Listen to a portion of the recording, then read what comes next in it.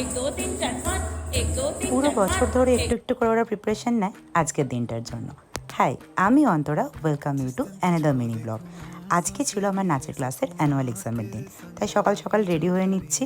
আর যখন আমি রেডি হই তখনও অবধি এদের থিওরি মুখস্থ এখনও শেষ হয়নি। ওদের দেখে আমার নিজের এক্সাম দেওয়া দিনগুলো মনে পড়ে যায়।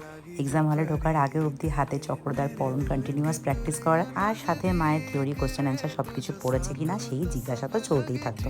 সবার প্রথমে ছিল এই পুচকিগুলোর এক্সাম, তাই ওদেরকে সাথে নিয়ে আর কিছু প্যারেন্টসকে নিয়ে আমি চলে যাই বাসে করে। অন্যবার সাথে করে আমার মাও আসে পুচকিগুলোকে সামলানোর জন্য, ওদের ঘুঙুর বেঁধে দেওয়া এক্সামে ঢোকার আগে।